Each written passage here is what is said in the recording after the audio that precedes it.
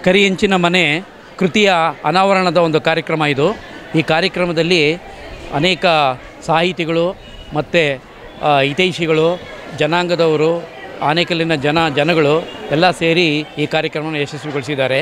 ಈ ಕೃತಿಯ ಹಿನ್ನೆಲೆ ಏನಿದೆ ಅಂತ ಹೇಳಿದ್ರೆ, ಒಂದು ಕುಟುಂಬದಲ್ಲಿ ತಂದೆ ತಾಯಿಯ ಪಾತ್ರವೇನು, ಅದನ್ನು ಒಂದು ಸಹಭಾಗಿತ್ವದಲ್ಲಿ ಮಕ್ಕಳು ಮಾಡಿದಂಥ ಒಂದು ಸಾಧನೆ ಏನು, ಇವೆರಡರ ಒಂದು ಅನಾವರಣವನ್ನು ಈ ಕೃತಿಯಲ್ಲಿ ತಂದಿದೆ. ಇದು ಅನ್ಯ ಜನಗಳಿಗೆ ಇದು ಮಾರ್ಗದರ್ಶನವಾಗುತ್ತೆ. ಈಗಿನ ಕಾಲದಲ್ಲಿ ಮಕ್ಕಳಿಗೆ ಓದೋ ಅಭ್ಯಾಸ, ತಂದೆ ಓದಿಸೋಕೆ ರೆಡಿ ಇದ್ರೂ ಮಕ್ಕಳು ಓದೋದಿಲ್ಲ. ತಂದೆ ಕಷ್ಟದಲ್ಲಿದ್ದರೆ ಮಕ್ಕಳಿಗೆ ಕಷ್ಟ ಗೊತ್ತಿರೋಲ್ಲ. ಆದರೆ ಇವೆರಡರನ್ನೂ ಇದ್ದಂಥ ಹಿಂದೆ ಈ ಕುಟುಂಬ ಯಶಸ್ವಿ ಒಂದು ಉನ್ನತ ಸ್ಥಾನಕ್ಕೆ ಬರುವಂಥ ಒಂದು ಕೆಲಸದಲ್ಲಿ ಕಾಯಕವನ್ನು ಮಾಡಿದೆ. ಈ ಕುಟುಂಬದ ಒಂದು ಸಮಾಜ ಸೇವೆಯಲ್ಲಿ ಕಳಕಳಿಯೂ ಇದೆ. ಇವರು ಎಲ್ಲ ಮಕ್ಕಳು IITಗಳಲ್ಲಿ ಓದಂಥ ಒಂದು ಪದವೀಧರರಾಗಿದ್ದಾರೆ. ಇವರ ಸಾಧನೆ ಊರಿಗೆ ಒಂದು ಪ್ರೇರಣೆ ಆಗ್ತದೆ. ಇಷ್ಟು ದೊಡ್ಡ ಕುಟುಂಬನ ಇಷ್ಟು ಚೆನ್ನಾಗಿ ಮಾಡ್ಕೊಂಡು ಹೋಗೋದು ಏನಾದರೂ ಒಂದು ಮಾದರಿಯಾದ ಕುಟುಂಬರಾಗಿದ್ದರೆ ನನ್ನ ಧೈರ್ಯವಾಗಿ ಹೇಳ್ತಾರೆ.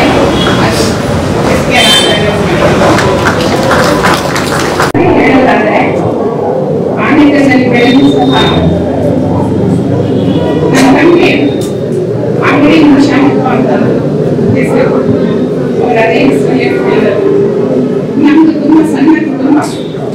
ತಂದೆ ಮುನಿಸ್ವಾಮಪ್ಪ, ತಾಯಿ ಅಂಜಿನಮ್ಮ, ತಮ್ಮ ಸಂಬಂಧಿರಮ್ಮಯ್ಯ, ಇದು ನಮ್ಮ ಕುಟುಂಬ.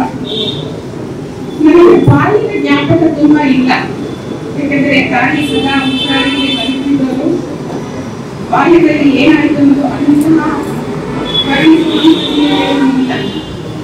ಆದ್ರೆ ಬೆಳೀತಾ ನನಗೆ 5 ಜ್ಞಾಪಕ ಅಂದ್ರೆ ನಮ್ಮನೆ ತುಂಬಾ ರೀತಿಯಲ್ಲಿ ಸ್ವಲ್ಪ ಎರಡನೇ ಬಂದ್ರೆ ದಾವಸಾಲಿ ಮನೆ, ಆಮೇಲೆ ದೊಡ್ಡ ಕಟ್ಟಡ ಆಗ್ತಿಲ್ಲ. ಕಟ್ಟಡ ಏನಾಗಿದೆ ನನಗೆ ಗೊತ್ತಿಲ್ಲ. ಮರಗಳೇ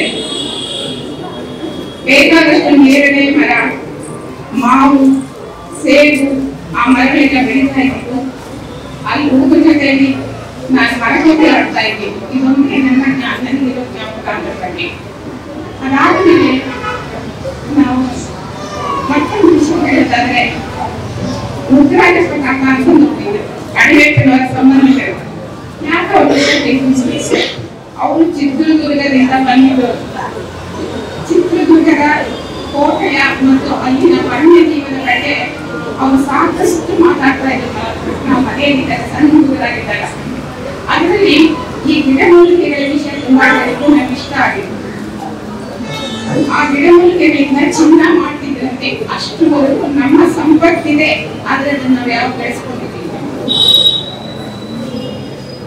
ಇದೊಂದು ಬಿಟ್ಟರೆ ಬಾಲ್ಯದ ನನಗೆ. ಆಮೇಲೆ ಪ್ರೈಮರಿ ಸ್ಕೂಲ್ ಮನೆಯವರಿಗೂ ಅಂತಹ ಏನು ಜ್ಞಾಪಕ ಶಕ್ತಿ ಇಲ್ಲ. ಮಿಡಲ್ ಸ್ಕೂಲ್ ಬರೋಷ್ಟೊತ್ತಿಗೆ ನನಗೆ ತುಂಬಾ ಇಂಪಾರ್ಟೆಂಟ್, ತುಂಬಾ ಇಷ್ಟವಾದ್ದು ಅಷ್ಟೇ ಮಾಡಿಸ್ಕೊಂಡಿರೋ ಟೀಚರ್ಸ್ ಅಂದ್ರೆ ಗೌರಮ್ಮ ಮೇಡಮ್, ನಾಗಮ್ಮ ಮೇಡಮ್. ಇಬ್ಬರು ಎಷ್ಟು ಪಾಠ ಮಾಡ್ತಾ ಇದ್ರು. ನಾಗಮ್ಮ ಮೇಡಮ್ ಒಂದು ದಿವಸ ಏನಾದ್ರು ಒಂದು ಸೂತ್ರ ಕೊಡ್ತಾ ಇದ್ರೆ ಬೆಂಚ್ ಮೇಲೆ ನಿಲ್ಲಿಸಿ ಬರೀತಿದ್ರು. ಅವ್ರ ಕೈ ನೋವು ಇದು ಅವ್ರ ಜೊತೆ ನಾವು ಒಂದು ಕಲ್ತಿದ್ದಕ್ಕೆ ಇವತ್ತು ಆಗಿದೆ. ಮತ್ತೆ ಅವಾಗ LS public, LS first class ಬಂದಿದೆ. ಬಟ್ ಅಷ್ಟೊತ್ತಿಗೆ ನಾವು ಆನೇಕಲ್ಲಿನ ಆಮೇಲೆ ನಾವು ತುಂಬಾ ಬೇರೆ ಆಮೇಲೆಯಿಂದ ಮುಂದೆ ನಮ್ಮ ಸುಮಾರು ಹೋಗೋದು. ಅಲ್ಲಿ ಒಂದು ಅಡುಗೆ ಮನೆ ಅದು ನೀರಾಶ್ರಮದಲ್ಲಿ ಮನೆ, ಮುಂದಿನ ಮನೆ ತುಂಬಾ ಕಷ್ಟವಾದ ತುಂಬಾ ಕಷ್ಟ ಆಗ್ತಿತ್ತು.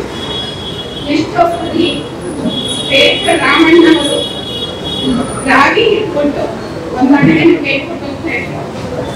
ಅಪ್ಪ ಹೇಳ್ಬೇಡ ನನ್ನ ಹೊಟ್ಟೆ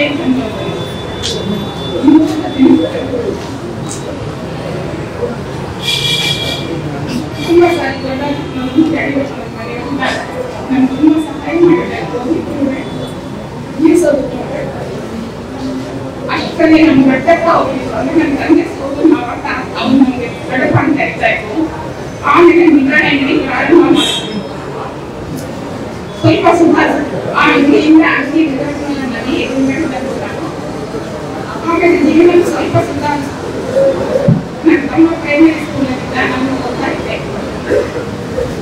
ಹೈಸ್ಕೂಲ್ ಮುಗಿಯೋದಕ್ಕೆ ಮೊದಲು ಒಂದು ವಿಷಯ ಹೇಳೋದಾದ್ರೆ, ಒಂಥರ ಮಿಠಾಯಿ ಮುಂಚೆ ನನಗೆ ಅಂದ್ರೆ ಸರ್ವಧರ್ಮ ಸಮ್ಮೇಳನ. ಯಾಕೆ ಹೇಳಿದ್ರೆ ಒಂದ್ ಕಡೆ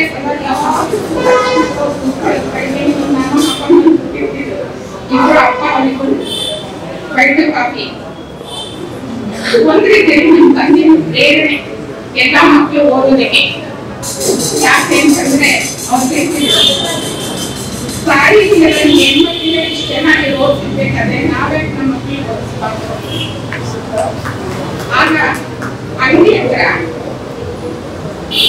ಮಸ್ತಾನ್ ಮೇಷ್ಟ್ರು, ನನಗೆ ಗೊತ್ತಿಲ್ಲ, ಮಸ್ತಾನ್ ಮೇಷ್ಟ್ರು, ಶಂಕರ್ ರಾಯರು, CSR ಮೇಷ್ಟ್ರು, ಮತ್ತೆ ಹೆಡ್ ಮಾಸ್ಟರ್ ಕೃಷ್ಣಮೂರ್ತಿಗಳು, ಇವರೆಲ್ಲರ ಜೊತೆಗೆ ರಾಜಕೀಯಗಳೇನು ಕಂಡು ಇರಲಿಲ್ಲ. ದೇವಕಂಡಪ್ಪ ಮಗ ರಾಮದಾಸಪ್ಪ, ಮತ್ತೆ ಕೃಷ್ಣಶಾಸ್ತ್ರಿಗಳು, ಸೀತಾರಾಮ ಶಾಸ್ತ್ರಿಗಳು, ಅವರೆಲ್ಲ ಎಲ್ಲ ಒಳ್ಳೆಯ ಹೆಸರಲ್ಲಿ ಬಂದು ಜನ ಸಿಗ್ತಾ ಇದ್ರು. ಹೀಗಾಗಿ ಇವರೆಲ್ಲರೂ ಅಂಗಡಿ ಹತ್ರ ಇದ್ದಿದ್ದು ಈ ವಾತಾವರಣದಲ್ಲಿ ಬೆಳೆದಿದ್ದು ಸಹ ನನಗೆ ಅನುಕೂಲ ಆಯಿತು ಅಂತ ಹೇಳ್ತಿದ್ದಾರೆ. ಹೈಸ್ಕೂಲು ಆದ್ಮೇಲೆ ಹೈಸ್ಕೂಲಲ್ಲಿ ಇಂಗ್ಲಿಷ್ ಮೀಡಿಯಂ ಬರಬೇಕಾದ್ರೆ ಒಂದು ಗಲಾಟೆ. ಆದ್ರೆ ಈ ಎಲ್ಲರೂ ಸೇರಿ ಸ್ವಾಮಿ ಕಳ್ಸಲ್ಲಿ ಇಂಗ್ಲಿಷ್ ಮೀಡಿಯಂ ಹೆಡ್ ಮಾಸ್ಟರ್. ಆಗ ಇದು ಒಂದು ಇಂಗ್ಲಿಷ್ ನನ್ನ ಹೈಸ್ಕೂಲ್ ಮುಗಿತು. ಅಷ್ಟೇ ಅಂಗಡಿ ಸ್ವಲ್ಪ ಸುಧಾರಿಸಿತ್ತು. ನಾನು ನಿಜ ಹೇಳೋದಾದ್ರೆ ನನಗಿಂತ ಹೆಚ್ಚಾಗಿ ನನ್ನ ತಮ್ಮ ನಮ್ಮ ತಂದೆ ನೋಡ್ಕೊಂಡಿದ್ದು ಸಾಕಿತ್ತು. ಆಮೇಲೆ ನಾನು intermediate last batch of LS 1956 SSLC 2 years intermediate Maharaj college BSc 2 years ಅವಾಗ ನನಗೆ 3 years ಇರಲಿಲ್ಲ. ಆ ಸಮಯದಲ್ಲಿ ಸ್ವಲ್ಪ ಕಷ್ಟ ಆಗುತ್ತೆ. ನಮ್ಮ ತಂದೆ ನಮ್ಮ ಓದಿಸಕ್ಕೆ ಉತ್ಸಾಹ ಕೊಟ್ಟಿದ್ದು. ಮತ್ತೆ ಎಲ್ಲರೂ ಹೇಳೋದು, ಒಂದ್ಸಾರಿ ತಾಯಿ ಇದ್ರು ಮಕ್ಕಳು ಹಿಂಗ್ ಬೆಳೆಸ್ತಾ ಇದ್ದಾರೆ ಅಂತಂದು ಎಲ್ಲರಿಗೂ ಕುತೂಹಲ. ಯಾಕಂದ್ರೆ ಅಷ್ಟು ಕಷ್ಟವಿತ್ತು. BSc ಆದ್ಮೇಲೆ ನನಗೆ ಓದೋದಿಕ್ಕೆ ಇಷ್ಟ, MBBS ಮಾಡ್ಬೇಕು ಅಂದ್ರೆ ನಮ್ಮ ತಂದೆ ಇಷ್ಟ. ಇಂಟರ್ಮೀಡಿಯೇಟ್ ಅಲ್ಲಿ ಏನಾಯ್ತು ಅಂದ್ರೆ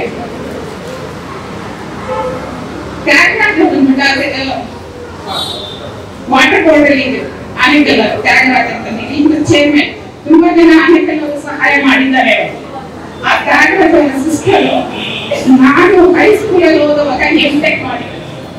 ಶಿವಾಜಿ ಗೌರ್ಮೆಂಟ್ ಅಫಿಷಿಯಲ್ ಅಂಗಡಿ ಹತ್ರ ಬರ್ತಿದ್ದ ಕಾರಲ್ಲಿ ಒಂದು ಕಾರ್ ನಿಲ್ಲಿಸಿ, ಅಣ್ಣ ಕಳಿಸಿ ನಿಮ್ಮ ಮಗಳನ್ನ ಕರ್ಕೊಂಡು ಹೋಗಿ ತಿಂಡಿ ಕೊಡಿಸಿ ಓದಬೇಕು, ನೀವು ಚೆನ್ನಾಗಿ ಆಗ್ಬೇಕು. ತ್ಯಾಗರಾಜ್ ಅವರ ಬಗ್ಗೆ ಅಥವಾ ಪುಸ್ತಕಗಳ ಬಗ್ಗೆ ಒಂದು ಎರಡು ಮಾತು ಹೇಳಿದ್ರೆ ನನಗೆ ಕಷ್ಟ ಅನಿಸುತ್ತೆ. ಕ್ಷಮಿಸಿ, ನನ್ನ ಹೇಗಿದ್ರು ಹೇಳಲ್ಲ. 86 ವರ್ಷ ಆದ್ರೂ ಸ್ವಲ್ಪ ಮಾತಾಡೋದಿದೆ, ಆದ್ರೂ ಬರ್ತಿದ್ದೀನಿ. ನನ್ನ ಬಗ್ಗೆ ಈ ಪುಸ್ತಕ ಬಿಡುಗಡೆ ಮಾಡಿದ್ದೇವೆ ಬರ್ಕೊಂಡಿದ್ರೆ ಹೇಳಕ್ಕಾಗಲಿಲ್ಲ. ಸುಧಾಕೃಷ್ಣ ಅವರು ನನ್ನ ತಂದೆ ತುಂಬಾ ಒಳ್ಳೆ ಸ್ನೇಹಿತರು. ಅವರಿಬ್ಬರು ಯಾವಾಗಲೂ ಬೆಳಗ್ಗೆ ಕಾಫಿ ಕುಡಿತಾ ಇದ್ರು. ಮತ್ತೆ ಇನ್ನೊಂದು ವಿಷಯ ಅವ್ರ ಮನೆಯವರಿಗೂ ಗೊತ್ತಿದೆ, ನಾನು ಮುಂದೆ ಹೇಳ್ತಾ ಇದ್ದೀನಿ. ನಾವೇ ತುಂಬಾ ಬಡವರು ಅಂತದ್ರಲ್ಲಿ ಇವರೆಲ್ಲ ನಾಗರಾಜ ಬ್ರದರ್ಸ್ ಅವರೆಲ್ಲ ಓದುವಾಗ ಸುಧಾಕೃಷ್ಣಪ್ಪ ಅವರಿಗೆ ಹೋಗೋ ಕೈ ಹಾಕಿ ನೋಡಿದ್ರೆ ಗೊತ್ತಿದ್ದೇನೆ. ನನ್ನ ತಂದೆ ಮುಖ ನೋಡಿದ್ರೆ ಕರ್ನಾಟಕಕ್ಕೆ 4 ಕೊಟ್ಟಿದ್ರಲ್ಲ, ಇದು ನಾಗರಾಜ್ ಅವರೇ ನನಗೆ ಹೇಳಿದ್ದು.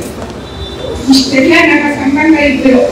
ನಾಗರಾಜ್ ಅವರು ಅವ್ರ ಮನೆಯವರೆಲ್ಲ ಹೇಗೆ ಓದಿದ್ರು ಅಂತೆಲ್ಲ ಗೊತ್ತಿದ್ರು ಸಹ ಈ ಕಡೆ ಹಿಂದಿನ ಮನೆಯವರು ಬರ್ತಾರೆ. ನನ್ನ 2 ಸಾರಿ ನೋಡಿದ್ದಾರೆ.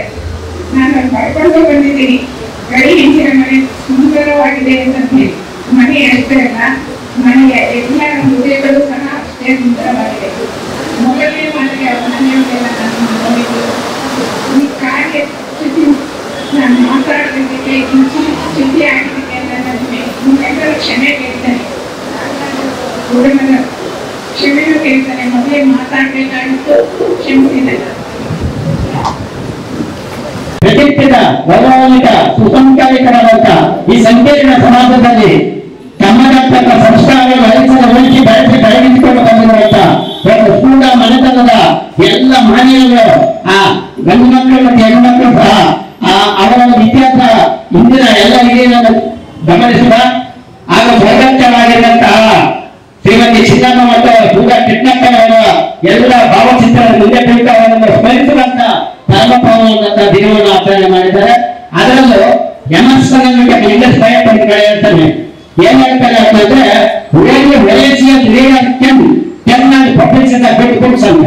ಅಂದ್ರೆ ಸದಾ ನಿರಂತರವಾಗಿ ಅಧ್ಯಯನದಲ್ಲಿ ತಲ್ಲೀನರಾಗಿರುವಂತ ವ್ಯಕ್ತಿ ಮಾತ್ರ ಜ್ಞಾನವನ್ನು ಅಗಾಧವಾಗಿ ಗಳಿಸಿ ಪುಸ್ತಕವನ್ನು ಬರೆದು ಪ್ರಕಟಿಸಲಿಕ್ಕೆ ಸಾಧ್ಯ ಅಂತ ಹೇಳಿದ್ದಾರೆ.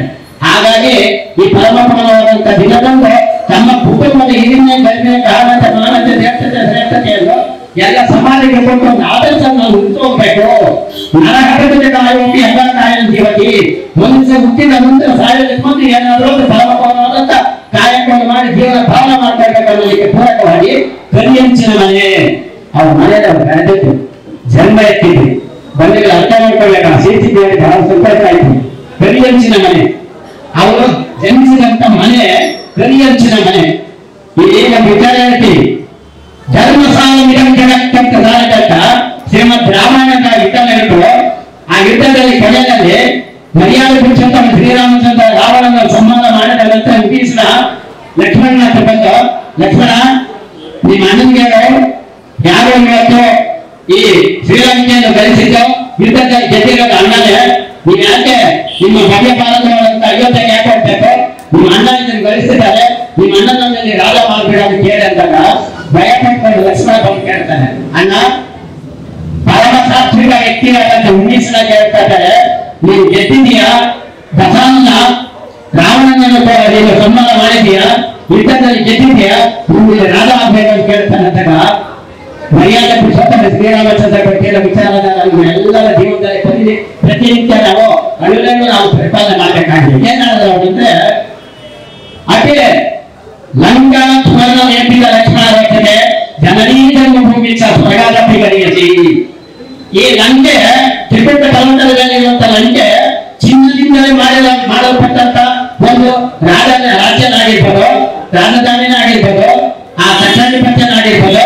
ಆದ್ರೆ ಲಕ್ಷ್ಮಣ ನನಗೆ ಜನನೀ ಜನ್ಮಭೂಮಿ ಸ್ವರ್ಗಾದಪಿ ಗರಿಯಸಿ, ನನಗೆ ಜನ್ಮ ಕೊಟ್ಟಂತ ತಾಯಿ ಮತ್ತೆ ಒತ್ತ ಭೂಮಿ, ಎತ್ತ ತಾಯಿ ಒತ್ತ ಭೂಮಿ ಎರಡು ಸ್ವರ್ಗಕ್ಕಿಂತ ಉಂಗಿರಾಗುದು.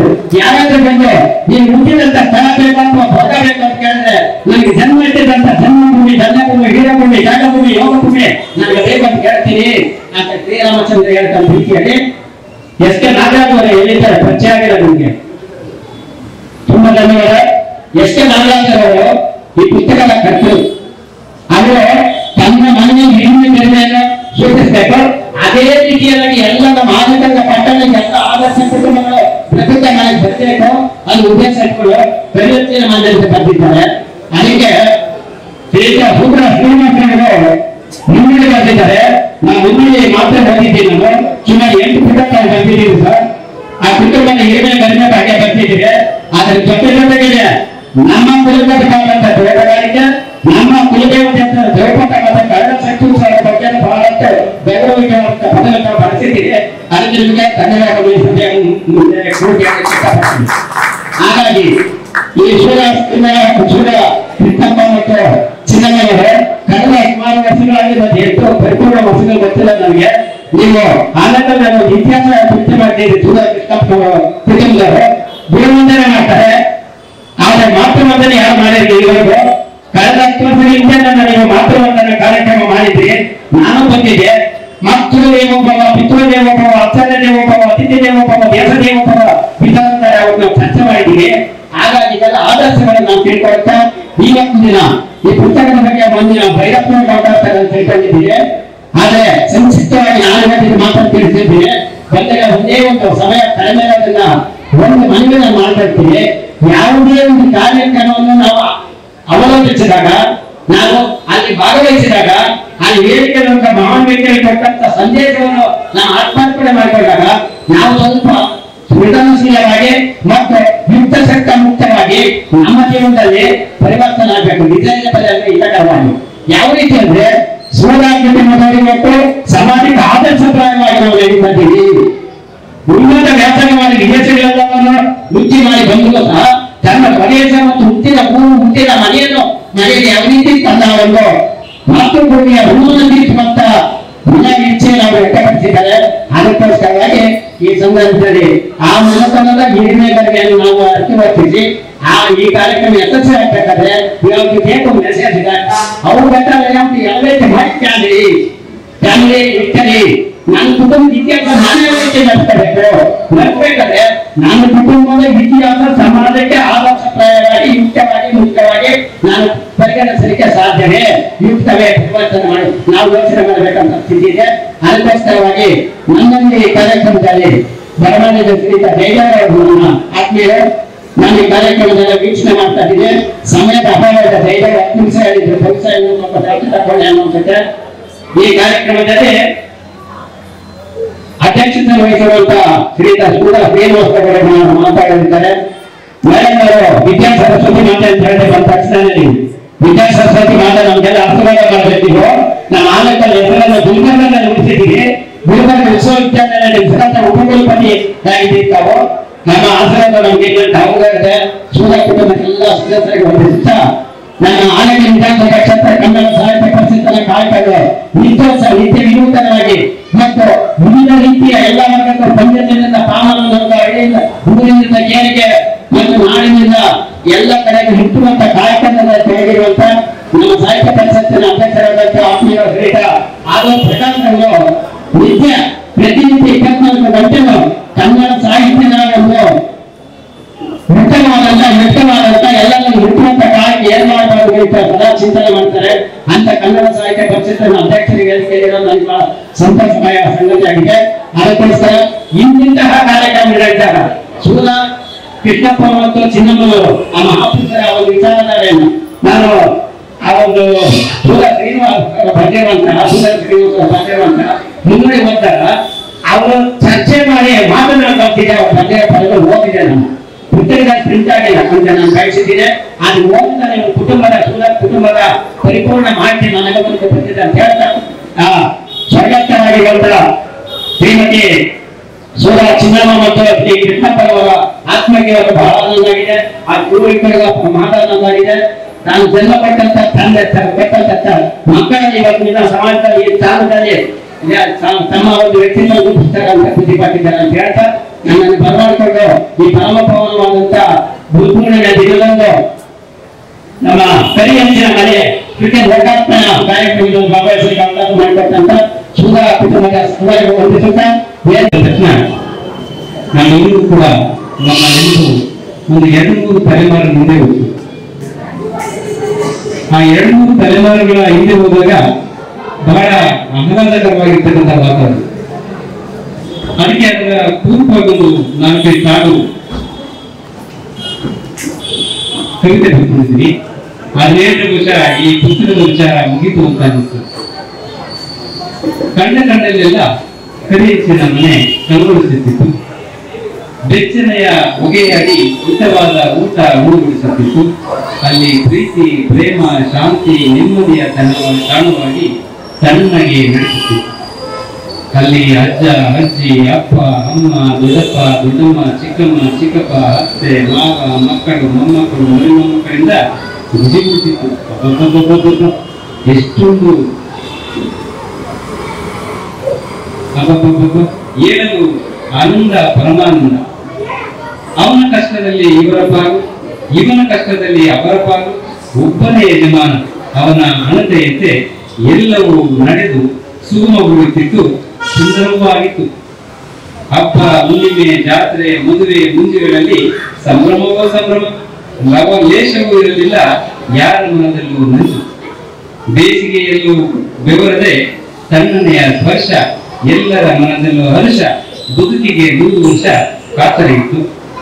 ಮಣ್ಣಿನ ಜೊತೆ ಸಂಬಂಧವಿರಿಸಿ ಸಂದಸ ಕೊಟ್ಟವರು ಒತ್ತು ಬಿತ್ತು ಬೆಳೆ ತೆಗೆದು ತಾನು ಬೇರೆಯವರಿಗೂ ಕೊಟ್ಟು ಜೀವರಾಶಿಗಳಿಗೆಲ್ಲ ಮೀಸಲಿರಿಸುತ್ತಿದ್ದ. ಕೆರೆ, ಕುಂಟೆ, ಕಾಲುವೆ, ಕಲ್ಯಾಣಿ ಕಟ್ಟಿ ಕರುಣೆಯಲ್ಲಿ ಈಜಿಸುತ್ತಾ ಸಂಬಂಧಗಳ ಕಟ್ಟಿ ಕೂಡಿಸಿ ಬದುಕಿನ ದಡ ಸೇರಿಸಿ ಪಾವನರಾಗುತ್ತಿದ್ದರು. ಕರಿ ಹೆಂಚಿನ ಮನೆ ಖಾಲಿಯಾಗಿ ಬಣ್ಣ ಬಣ್ಣದ ಕನಸುಗಳಿಗೆ ಮನಸ್ಸು ಬೆರಗಾಗಿ ಕರಿ ಹೆಂಚು ಉದ್ದಿಮೆಯಾಯಿತು.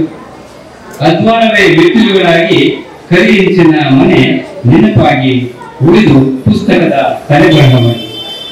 ಅಂದು ಮನೆ ತುಂಬ ಮಕ್ಕಳು, ಇಂದು ಖಾಲಿ ಖಾಲಿ ಕೋಣೆಗಳು, ಅಂದು ನಗುವಿನ ಅಲೆಗಳು, ಇಂದು ನೋವಿನ ಸೆಲೆಗಳು. ಮೊದಲೇ ಕರಿಂಚಿನ ಮನೆ ಅಂತಂದಾಗ ಇಲ್ಲಿ ಒಂದಷ್ಟು ನೆನಪುಗಳನ್ನ ನಾನು ಮೆಲುಕಾಕಿದೆ. ನಮ್ಮ ಲೇಖಕರ ತಂದೆಗೆ ಏನು ಕೊಡೋದಕ್ಕೆ ಅವರು ಮಾವ ಏನು ಚಟಗಳಿಲ್ಲ ಅಂತೇಳಿ ಏನನ್ನ ಕೊಟ್ಟಿದ್ದು ಅಂತೇಳಿ ಅಲ್ಲಿ ಬರ್ಕೊಂಡಿದ್ದಾರೆ. ಇವತ್ತು ಚಟಗಳಿಲ್ಲದೆ ಇರ್ತಕ್ಕಂಥ ವ್ಯಕ್ತಿನೇ ಇಲ್ಲ ಅಂತ ಅನ್ಸುತ್ತೆ.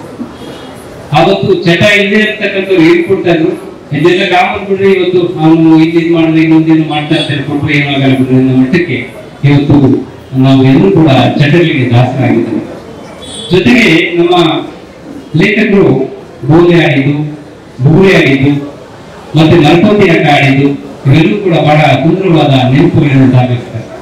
ಸುಲಭಕರಂತದ್ದು ಒಂದು ಪುಸ್ತಕ ಇದೆ, ಏನಪ್ಪಾ ಅಂತಂದ್ರೆ ಅಡಿದ ಮೇಲೆ ಅಂತ. ಅಡಿದ ಮೇಲೆ ಏನಿರ್ತದೆ, ಎಲ್ಲ ನೆನಪುಗಳು.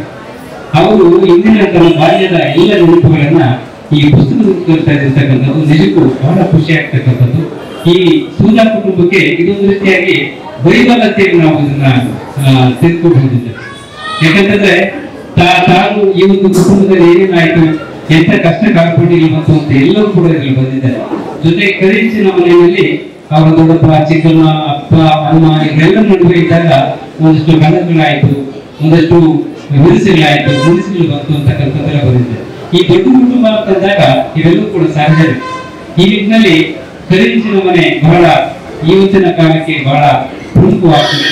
ಇನ್ನೊಂದು ನಾವು ಇಲ್ಲಿ ಗಮನಿಸೋದು ಅಂತಂದ್ರೆ, ನಮ್ಮ SK ನಾಗರಾಜ್ ಅವರು IIT ನಲ್ಲಿ ಎಂಜಿನಿಯರ್ ಆಗಿ ನಿವೃತ್ತರಾದರು ಅಂತೇಳಿ ನಾವು ಕೇಳಿದ್ದೇವೆ. ನಮ್ಮ ಜಯದೇವರು ಹೇಳಿದ್ದಾರೆ, ಯಾವುದೇ ಒಬ್ಬ ವ್ಯಕ್ತಿ ಎಷ್ಟೇ ಉನ್ನತ ಸ್ಥಾನಕ್ಕೆ ಏರಿದ್ರು ಕೂಡ ಮತ್ತೆ ಸರಳತೆಗೆ ಬಂದು ತನ್ನ ಬಾಲ್ಯವನ್ನು ನಿಲ್ತಾಗ್ತದೆ. ಅದರಲ್ಲಿ ಕುವೆಂಪುರವರು ಹೇಳಿದ ಹಾಗೆ, ಕುವೆಂಪುರವರು ಎಷ್ಟು ಸರಳವಾಗಿ ಹೇಳಿದ್ದಾರೆ, ಪಂಚಮಣದ ಮಲೆನಾಡ ಬನಗಳಲ್ಲಿ ಅರಿವ ತೊರೆಯಡೆಂದು ಗೂಸೆಲನಿಗಿರಲಿ ಅಂತಂದ್ರು. ಅಂದ್ರೆ ಆ ರೀತಿ ಸರಳತೆ ಬಂದ್ಬಿಟ್ರೆ ಎಷ್ಟೇ ದೊಡ್ಡ ವ್ಯಕ್ತಿ ಆದ್ರೂ ಕೂಡ ಆ ಒಂದು ಸರಳತೆ ಬಂದ್ಬಿಡ್ತಾರೆ. ಅಲ್ಲಿ ಅವ್ರು ಹೇಳ್ತಾರಲ್ಲ, ಅಲ್ಲಿ ನಡೀತಾ ಇರ್ತಕ್ಕಂಥ ಒಂದು ಕಾಲುವೆ ಪಕ್ಕದಲ್ಲಿ ಒಂದು ಗುಡಿಸಲು ಹಾಕೊಂಡು ಅಲ್ಲಿ ಗಿಳಿ, ಗುರುವಿಕ ಮತ್ತೆ ಅಂಬ ಅನ್ನುವ ಸುತ್ತು, ಕೊಳೆನು, ನಾಗ ಎಲ್ಲವೂ ಕೂಡ ಇರಬೇಕು ಅಂತೇಳಿ ಕುವೆಂಪುರವರು ಬಯಸ್ತಾರೆ. ಎಷ್ಟು ಮಹತ್ವವಾಗಿರ್ತಕ್ಕಂಥದ್ದು. ಎಷ್ಟೇ ದೊಡ್ಡ ವ್ಯಕ್ತಿ ಆದ್ರೂ ಕೂಡ ಆ ಸರಳತೆಗೆ ವ್ಯಕ್ತಿ ಬರ್ತಾರೆ. ಅದ್ರ ಜೊತೆ ತನಕಾಗೋದಾದ್ರೆ ನಮ್ಮ ಐನ್ಸ್ಟೀನ್ ಕೂಡ ಅದೇ ಒಂದು ದಾಟಿ ಬರ್ತಾರೆ. ಅವರ ಒಂದು ಉತ್ತಮದ ಕಾಲದಲ್ಲಿದ್ದಾಗ ಐನ್ಸ್ಟೀನ್ ಅವರನ್ನ ಪತ್ರಕರ್ತರು ಕೇಳ್ತಾರೆ, ಮುಂದಿನ ಜನ್ಮ ಅಂತಿದ್ರೆ ಏನ್ ಬಯಸ್ತೀರಿ ಅಂತ. ಆಗ ಅವ್ರು ಹೇಳ್ತಾರೆ, ಮುಂದಿನ ಜನ್ಮ ಅಂತಿದ್ರೆ ನನಗೆ ನಾನೊಬ್ಬ ಸಣ್ಣ ಏನು ಕಾರ್ಪೆಂಟರ್ನ ಮಗನಾಗಿ ಹುಟ್ಟಬೇಕು, ಯಾವ ಈ ನಾಗರಿಕ ಪ್ರಪಂಚದ ಜನರ ಇಲ್ಲದೆ ಒಂದು ಕಾಡಲ್ಲಿ ಹುಡುಕಾಕೊಂಡು ಅಲ್ಲಿ ನಾನು ಬದುಕನ್ನ ಸವಿಸಬೇಕು ಅಂತಕ್ಕಂಥ ಮಾತನ್ನ ಐನ್ಸ್ಟೀನ್ ಹೇಳ್ತಾರೆ. ಅಂದ್ರೆ ಸರಳತೆಗೆ ಬಂದು ಕೂಡ ಸಾಕ್ಷಿ. ಅದಾದ್ಮೇಲೆ ನಮ್ಮ ಇನ್ನೊಬ್ಬ ವಿಜ್ಞಾನಿ ಕೂಡ ಅದನ್ನ ಹೇಳ್ತಾರೆ, ಸರ್ ಐಸಕ್ ನ್ಯೂಟನ್ ಅವರು ಅದನ್ನ ಹೇಳ್ತಾರೆ, ಈಗ ಇಷ್ಟು ದೊಡ್ಡ ವಿಜ್ಞಾನಿ ಆಗಿದ್ರಿ, ನಿಮ್ಮ ಒಂದು ಪ್ರಸಿದ್ಧಿ ಹೆಂಗೆ ಅನಿಸ್ತದೆ ಅಂತಂದ್ರೆ ಅವ್ರು ಹೇಳ್ತಾರೆ ಅದ್ಭುತವಾಗಿರ್ತಕ್ಕಂಥ ಮಾತು, ಏನಿಲ್ಲ ಈ ಕುಣಿಯುವ ಕಡಲ ಮುಂದೆ ನಾನು ಆಡುವ ಪುಟ್ಟ ಬಾಲಕ ಅಂತಕ್ಕಂಥ ಮಾತು. ಈ ರೀತಿ ಸರಳತೆ ಅಂತಕ್ಕಂಥದ್ದು ನಮ್ಮ SK ನಾಗರಾಜ್ ಅವರ ಒಂದು ಜೀವನದಲ್ಲಿ ಕೂಡ ಅಳವಡಿಸ್ಕೊಂಡಿದ್ದಾರೆ ಅಂತಕ್ಕಂಥದ್ದನ್ನ ನಾನಿಲ್ಲಿ ಹೇಳೋದಕ್ಕೆ ಇಷ್ಟಪಡ್ತಾ, ಬಹಳ ಅದ್ಭುತವಾಗಿ ನನಗೆ ಖುಷಿ ಆಗ್ತಕ್ಕಂಥ ವಿಚಾರ ಏನಪ್ಪ ಅಂತಂದ್ರೆ, ಈ ಮುನ್ಸಪ್ಪ ಸಭಾಂಗಣ ಒಂದು ರೀತಿ ಸಾಹಿತ್ಯ ವೇದಿಕೆ. ಇಲ್ಲಿ ನಮಗೂ ಕೂಡ ಒಂದು ಪುಸ್ತಕಗಳು ಬಿಡುಗಡೆ ಆಗಿದ್ದಾವೆ. ಮೂರು ಸುಂದರ ಶ್ರೀನಿವಾಸ ಸಾಕ್ಷಿಯಾಗಿದ್ದಾರೆ. ಹಾಗಾಗಿ ಈ ಒಂದು ಕಾರಣ ಇನ್ನಷ್ಟು ಪುಸ್ತಕಗಳನ್ನ ಬಿಡುಗಡೆಗೊಳಿಸ್ತಕ್ಕಂಥ ಕಾರಣವಾಗಲಿ, ಸಾಹಿತ್ಯ ಆಸಕ್ತಿ ಹೆಚ್ಚಾಗಲಿ, ಸುಧಾ ಕುಟುಂಬದ ಎಲ್ಲ ಒಂದು ಸದಸ್ಯರಿಗೆ ಬಂದು ಸೇರಿ ಸಾಹಿತ್ಯ ಆಸಕ್ತರ ಒಂದು ಗಮನವನ್ನು ಸೆಳೆದಿರತಕ್ಕಂಥ ಮಾತನ್ನ ಈ ಸಂದರ್ಭ ಹೇಳಿ ನನಗೆ ಮಾತನಾಡಲಿಕ್ಕೆ ಅವಕಾಶವನ್ನು ಮಾಡಿಕೊಟ್ಟ ತಮ್ಮೆಲ್ಲರಿಗೂ ಕೂಡ ಹೊಂದಿಸಿ ನನ್ನ ಮಾತನ್ನು. ಸುಧಾ ಕುಟುಂಬದ ಸದಸ್ಯರಾಗಿರ್ತಕ್ಕಂಥ SK ನಾಗರಾಜ್ ಅವರು ಕರಿ ಹೆಂಚಿನ ಮನೆಯ ಅನಾವರಣವನ್ನ ನಮ್ಮ ಮುಂದೆ ಮಾಡಿಕೊಟ್ಟಿದ್ದಾರೆ. ಕರಿ ಹೆಂಚಿನ ಮನೆ ಅಂತಂದ್ರೆ ಆಮೇಲಿನ ಭೌಗೋಳಿಕ ಹೆಗ್ಗುರುತುಗಳಲ್ಲಿ ಹೇಗೆ ನಾವು ನಿರ್ಧಾರ ಮಾಡುವುದು, ತಿಮ್ಮರಾಯ ಸ್ವಾಮಿ ದೇವಸ್ಥಾನ, ಹೀಗೆಲ್ಲ ನಾವು ಭೌಗೋಳಿಕ ಹೆಗ್ಗುರುತುಗಳನ್ನು ನಾವು ನೋಡ್ತೇವೆ.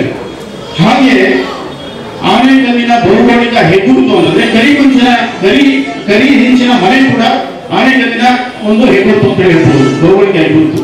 ಯಾಕಂದ್ರೆ ದಶಕಗಳ ಆಚೆ, ಶತಮಾನ ಇರಬಹುದು ಅಥವಾ ದಶಕಗಳ ಆಚೆ ಇರಬಹುದು, ಆನೆಕಲ್ಲಂದ್ರೆ ಕರಿ ಹೆಂಚಿನ ಮನೆಗಳ ಒಂದು ಊರು ಅಂತಕ್ಕಂಥ ಒಂದು ಜನಪ್ರಿಯವಾದಂತಹ ಒಂದು ಅವಲೋಕನ ಇತ್ತು. ಯಾರಾದರೂ ಆನೆಕಲ್ಲಿಗೆ ಹೆಣ್ಣು ಕೊಡ್ಬೇಕು ಅಂತಂದ್ರೆ ಕರಿ ಹೆಂಚಿನ ಮನೆಗಳು ಇರ್ತಕ್ಕಂಥ ಊರು ಅದು ಅಂತಕ್ಕಂಥ ಒಂದು ಮಾತನ್ನ ಹೇಳ್ತಿದ್ರು. ಆ ಕರಿ ಹೆಂಚಿನ ಮನೆಯಲ್ಲಿ ಇದ್ದಂತಹ ಒಂದು ಜೀವಂತ ಬದುಕಿನ ದೃಷ್ಟಾಂತವನ್ನ ಇವತ್ತು ನಮ್ಮ ಎಸ್ ಕೆ ನಾಗರಾಜ್ ಅವರು ತುಂಬಾ ಪರಿಣಾಮಕಾರಿಯಾಗಿ ಅದನ್ನ ಅನಾವರಣ ಮಾಡಿಕೊಟ್ಟಿದ್ದಾರೆ. ಕರಿ ಹೆಂಚಿನ ಮನೆ ಅಂತಂದ್ರೆ ಎಲ್ಲಕ್ಕೂ ದೃಷ್ಟಾಂತ, ನಿದರ್ಶನ. ಒಂದು ಬಡತನ ಇರಬಹುದು, ಶ್ರಮಿಕ ವರ್ಗ ಇರಬಹುದು, ಒಂದು ಸಮರ್ಪಣೆ ಇರಬಹುದು, ಅವಿಭಕ್ತ ಕುಟುಂಬ ಇರಬಹುದು. ಇವೆಲ್ಲರ ಸಾರಸನ್ಯವಾದ ರೂಪವೇ ನಮ್ಮ ಕರಿ ಹೆಂಚಿನ ಮನೆಯ ಹಿನ್ನೆಲೆಯ ಅಪಾರವಾದಂತಹ ಒಂದು ಆದರ್ಶಗಳಿಗೆ ಕಾರಣ ಆಗ್ತಾ ಇದೆ. ಆದರ್ಶಗಳು ಯಾಕೆ ಉಳಿಬರುತ್ತೆ ಅಂತಂದ್ರೆ ಕರಿ ಹೆಂಚಿನ ಮನೆಯೊಂದು ಏನು ಆ ಒಂದು ಕಲ್ಪನೆಯನ್ನು ಅವರು ಕಟ್ಟಿಕೊಟ್ಟಿದ್ದಾರೆ, ಅದನ್ನು ನಾವು ನಿಜವಾಗ್ಲೂ ಅವಲೋಕನ ಮಾಡಬೇಕಾಗಿರುತ್ತದೆ. ಇವತ್ತು ಭವ್ಯ ಬಂಧನಗಳನ್ನ ಕಟ್ಟಿಕೊಂಡು ನಾವು ಅತಿ ಎತ್ತರದ ಮನೆಗಳಲ್ಲಿ ವಾಸ ಮಾಡ್ತೇವೆ, ಅತಿ ಎತ್ತರದ ಒಂದು ಉನ್ನತ ಹುದ್ದೆಗಳಲ್ಲಿ ಇರ್ತೇವೆ. ಹಾಗೆ ಸಾಕಷ್ಟು ಸೌಲಭ್ಯಗಳಿವೆ. ನಾವು ನಮ್ಮ ಜೀವನವನ್ನ ಅದ್ದೂರಿಯಾಗಿ ನಾವು ಆಚರಣೆ ಮಾಡ್ತೇವೆ, ನಾವು ಬದುಕ್ತೇವೆ. ನಮ್ಮ ಮಕ್ಕಳಿಗೆ ಸುಖ ಇರಬೇಕು, ಸಂತೋಷ ಇರಬೇಕು ಅಂತ ಹೇಳಿ ದಾವಂತ ಪಡ್ತೇವೆ.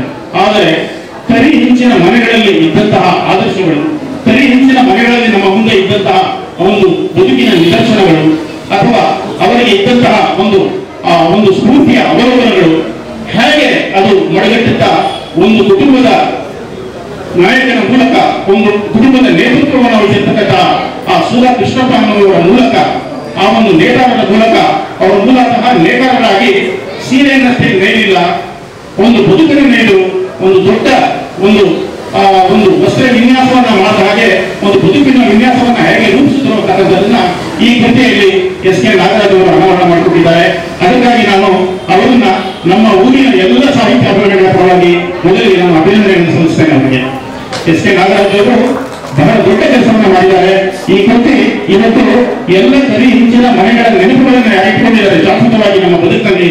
ಅವರೆಲ್ಲರ ಪರವಾಗಿ ನಾನು ಅವರಿಗೆ ಒಂದು ಪೂರ್ವವಾದಂತಹ ಈ ಒಂದು ನಮನಗಳನ್ನ ನಾನು ಸಲ್ಲಿಸ್ತಾ ಇದ್ದೇನೆ.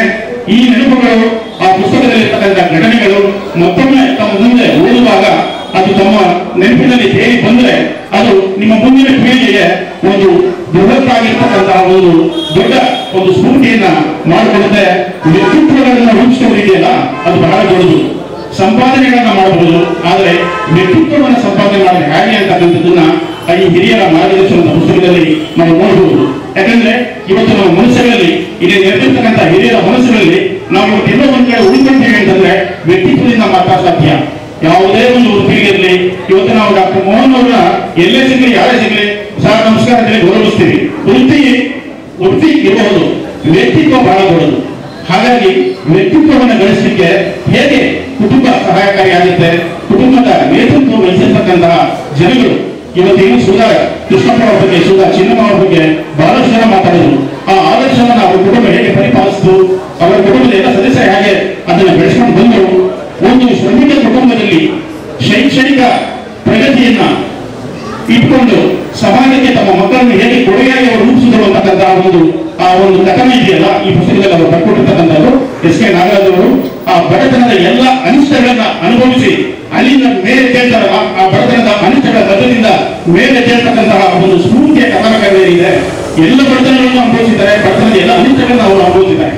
ಹಸಿವು ಇರಬಹುದು, ಬಡತನ ಇರಬಹುದು, ಬಟ್ಟೆ ಇರಬಹುದು, ಒಂದು ಹಬ್ಬಗಳನ್ನ ಹೈಜನಗಳನ್ನು ಮಾಡ್ತಕ್ಕಂತಹ ಒಂದು ಪರಿಸರದಲ್ಲಿ ಅವರು ಅನುಭವಿಸ್ತಕ್ಕಂತಹ ಒಂದು ನೋವು ಇರಬಹುದು, ಒಂದು ಆತಂಕಗಳಿರಬಹುದು. ದೀಪಾವಳಿ ಹಬ್ಬ ಆಚರಣೆ ಮಾಡುವ ಎಲ್ಲರೂ ಪಟಾಕಿಗಳನ್ನು ಹೊಡೆಯುವಾಗ ತಮಗೆ ಪಟಾಕಿ ಸಿಗ್ತಾ ಇಲ್ವಲ್ಲ, ತಾವು ಪಟಾಕಿ ಹೊಡೆಯಕ್ಕೆ ಆಗ್ತಾ ಇಲ್ವಲ್ಲ ಅಂತಕ್ಕಂಥದ್ದು. ತಂದೆ ಹತ್ರ ಹೋಗಿ ಪಟಾಕಿಯನ್ನ ಕೊಡಿಸುವಂತಕ್ಕಂಥ ಕೇಳಿದಾಗ ಕೋಪಗಳು ದೂರ ತಳ್ಳಿದಾಗ ಆ ಕೋಪದ ಅರ್ಥವಾದ ಅರಿವಾಗಲಿಲ್ಲ ಅಂತಹ ಬಹುತೇಕ ಬದುಕಿನ ಪ್ರಶ್ನೆಗಳಿಗೆ ಅವರು ಇವತ್ತು ಉತ್ತರವನ್ನು ಕಂಡುಕೊಂಡಿದ್ದಾರೆ. ಬಾಳಿ ಬದುಕಿದ ಸುಮಾರು 80 ವರ್ಷಗಳ ಹಿಂದೆ ಕಟ್ಟಿದ್ದ ನಾವೆಲ್ಲರೂ ಕಲಿಯುತ್ತಿದ್ದ ಹಳೆಮನೆಯ ಜೀವನ ಗಾಥೆ. ಈ ಪುಸ್ತಕದಲ್ಲಿ ನಮ್ಮ ಆಟಪಾಠ, ಶಿಕ್ಷಣ, ವಿಕಾಸದ ಬಗ್ಗೆ ನಮ್ಮೂರಿನ ಹಬ್ಬ, ಉತ್ಸವ, ಜಾತ್ರೆಗಳ ಪರಿಚಯವಿದೆ. ಅಲ್ಲದೆ ನಮ್ಮೂರಿನ ಸಾಧಕರ ಯಶೋಗಾಥೆಯೂ ಬಿಂಬಿತವಾಗಿದೆ. ಕೃತಿಯನ್ನು ಲೋಕಾರ್ಪಣೆ ಮಾಡಿದ ನಮ್ಮೂರಿನ ವಿದ್ಯಾಶಾರದೆಯಾದ ಪ್ರೊಫೆಸರ್ ಮುನಿಯಮ್ಮನವರ ಪಾತ್ರವಿದೆ. ಪ್ರಖ್ಯಾತ ಭಾರತೀಯ ವಿಜ್ಞಾನ ಸಂಸ್ಥೆಯಲ್ಲಿ ಭೌತಶಾಸ್ತ್ರದಲ್ಲಿ ಉನ್ನತ ವ್ಯಾಸಂಗ ಮಾಡಿದ ಚಿಕ್ಕಪೆದ್ದಣ್ಣನ ಮಗ ಡಾಕ್ಟರ್ ರಾಜಗೋಪಾಲ್ ಅವರ ಪಾತ್ರವಿದೆ.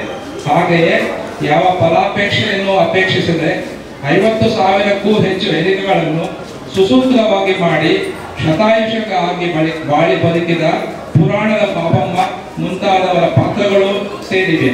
ಸುಮಾರು 2 ಶತಮಾನಗಳ ಹಿಂದೆಯೇ ನೇಯ್ಗೆ ಕಸುಬಿನ ನಮ್ಮ ಪೂರ್ವಿಕರು ನಿಜಾಮರ ಆಸ್ಥಾನದಿಂದ ಹೆಚ್ಚಿನ ಆದಾಯ, ಯಶಸ್ಸನ್ನು ಆಶಿಸಿ 10 ಕನಸುಗಳನ್ನು ಹೊತ್ತು ಮೈಸೂರು ಸಂಸ್ಥಾನಕ್ಕೆ ವಲಸಿಗರಾಗಿ ಬಂದವರು. ಹೀಗೆ ಬಂದ 200 ಕುಟುಂಬದವರು ಕೆಲವರು ಮಾತ್ರ ಅಭಿವೃದ್ಧಿಯಾದರು. ನಮ್ಮ ತಾತನ ಕಾಲದವರೆಗೂ ನೇಕಾರಿಕೆಯ ಕಸುಬಿನಲ್ಲಿ ತೊಡಗಿದ್ದ ನಮ್ಮ ಹಿರಿಯ ಜೀವನ ಶೋಚನೀಯವಾಗಿತ್ತು. ಅವರು ಯಾರೂ ಮಾಧ್ಯಮಿಕ ಶಾಲೆಯನ್ನೂ ದಾಟಿರಲಿಲ್ಲ.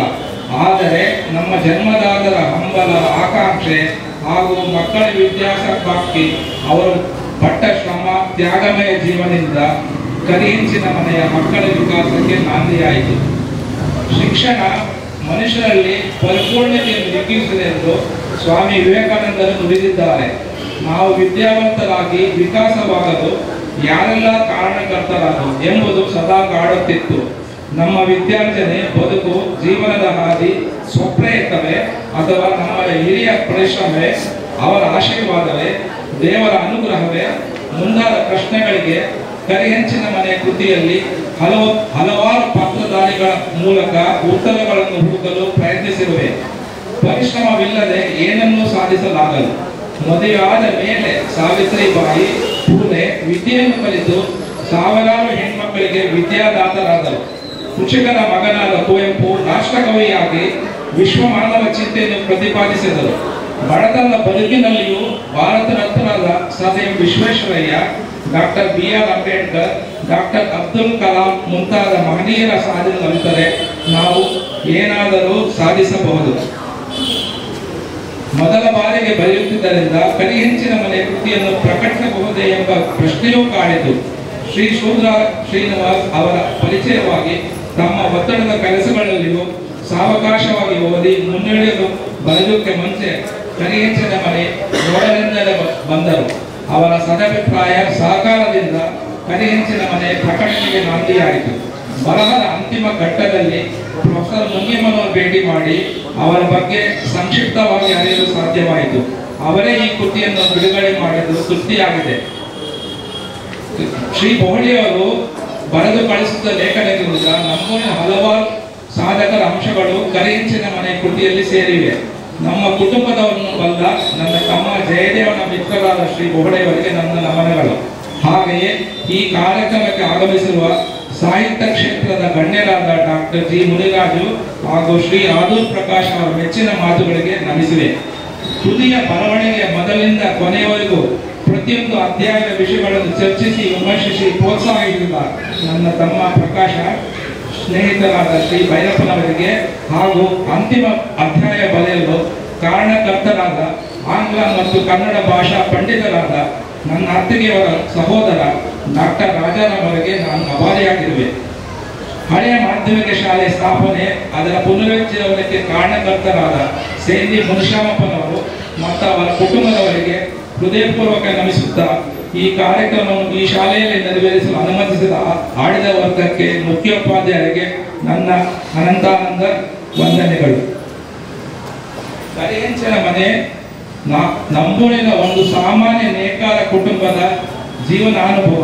ಈ ಕೃತಿಯಲ್ಲಿ ಅಡಗಿರುವ ಶಿಕ್ಷಣದ ಮಹತ್ವ, ಮೌಲ್ಯಗಳು, ಹಲವಾರು ಸಾಧಕರ ಸಾಧನೆಗಳು ಈಗಿನ ಪೋಷಕರಿಗೆ, ಮಕ್ಕಳಿಗೆ ಹಾಗೂ ಮುಂದಿನ ಪೀಳಿಗೆಯವರಿಗೆ ಮಾರ್ಗದರ್ಶನವಾಗಲೆಂದು ಆಶಿಸುತ್ತಾ ನನ್ನ ಮಾತುಗಳನ್ನು ಮುಗಿಸಿವೆ. ಎಲ್ಲರಿಗೂ ನನ್ನ ನಮಸ್ಕಾರಗಳು.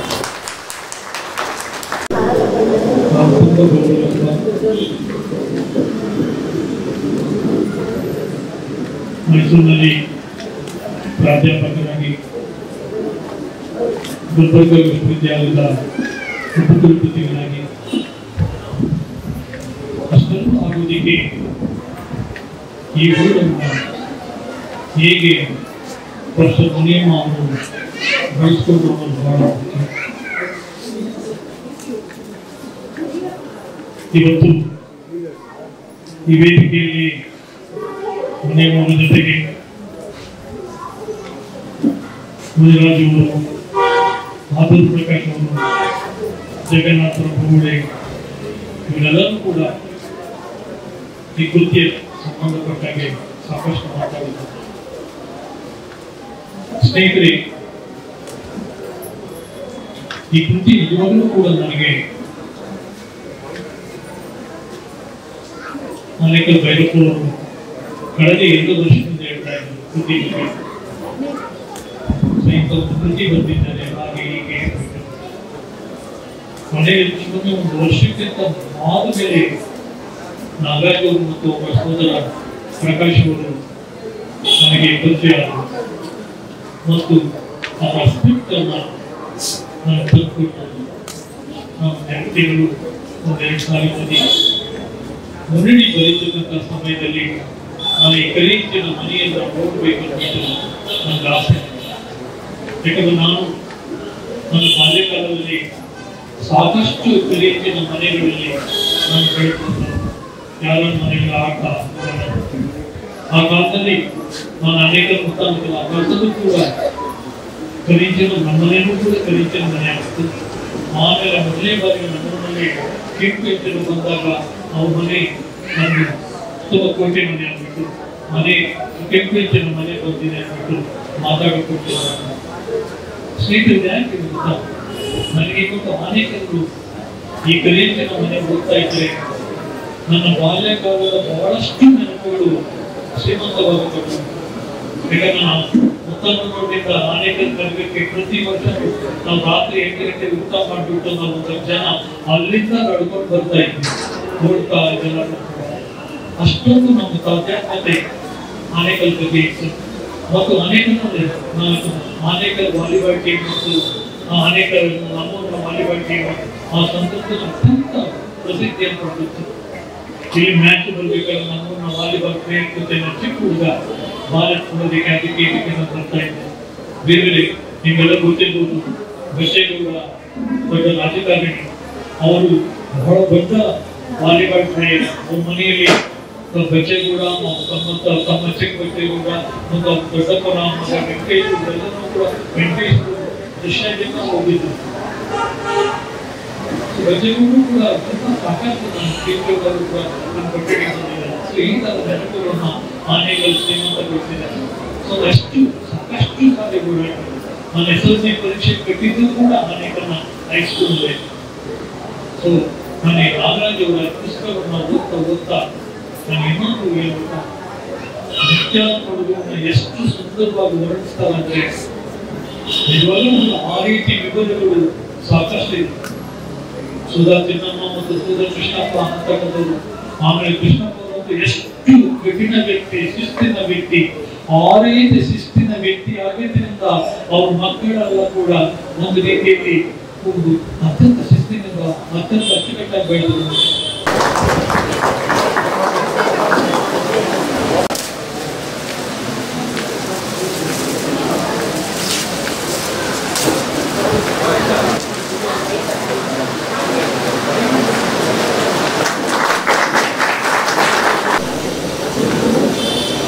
ಕನ್ನಡದಲ್ಲಿ ಹೆಚ್ಚಿನ ಮಾತಾಡುವ ಅಭ್ಯಾಸವಿಲ್ಲ, ಆದರೆ ಕನ್ನಡ ಅಂದರೆ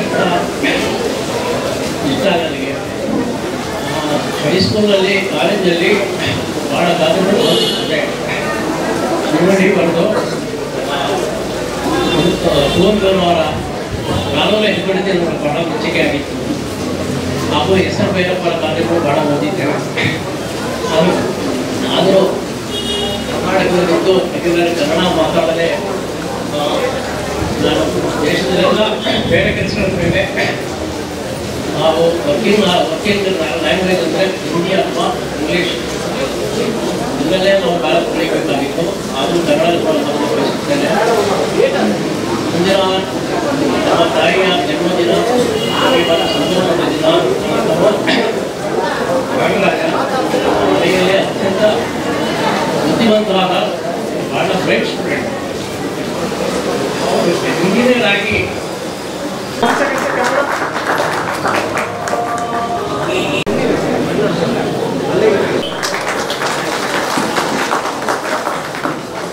ಧನ್ಯವಾದಗಳು.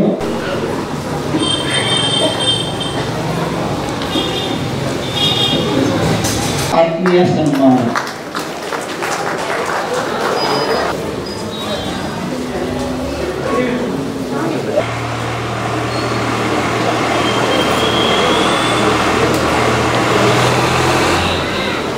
ಸಾಹಿತ್ಯವನ್ನು ಆತ್ಮೀಯವಾಗಿ ಸನ್ಮಾನಿಸಿದ್ದಾರೆ.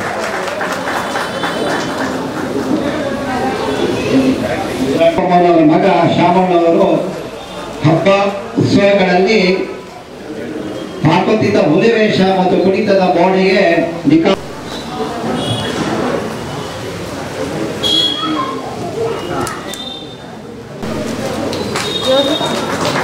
ಸನ್ಮಾನ ಸ್ವೀಕರಿಸಿದ ರಾಜಣ್ಣನಿಗೆ ಧನ್ಯವಾದಗಳು. ಅವರು ಎಲ್ಲರಿಗೂ ಚಪ್ಪಾಳೆ ಬರಲಿ.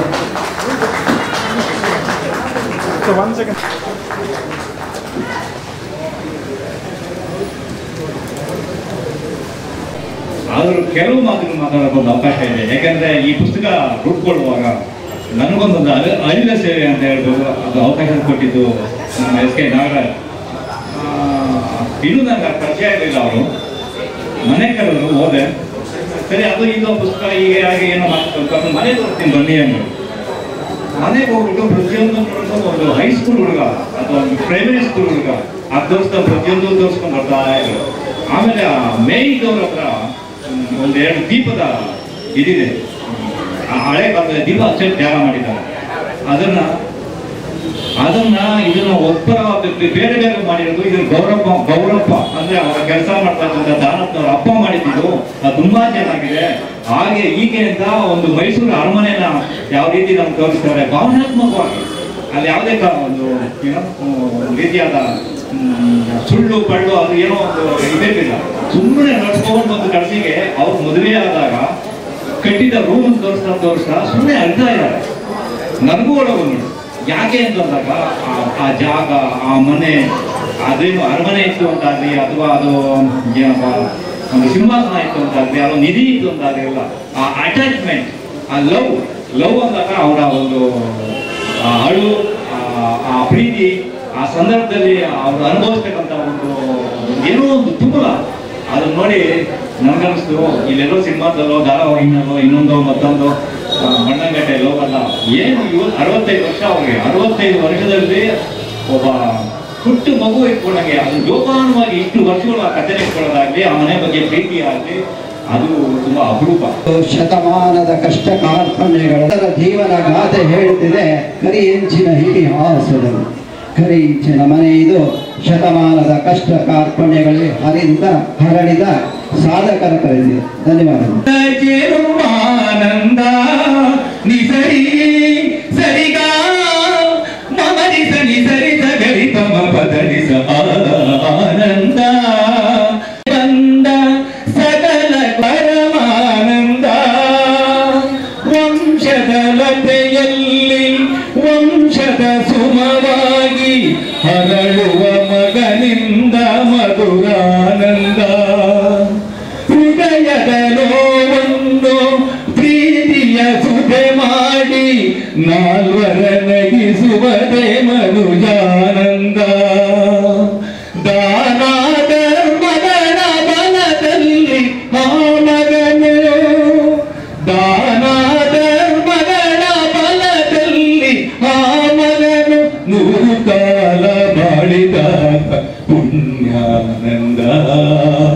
ನಾವು ತಂದ ಪುಣ್ಯದಿಂದ ನಮಗಾನಂದ ನಿಸರಿ ಸರಿಗ ಮಮರಿ ಸನಿ ಸರಿ ಸಗರಿ ಪಮ ಪದರಿ ಆನಂದ ಪರಮಾನಂದ ಪರಮಾನಂದ.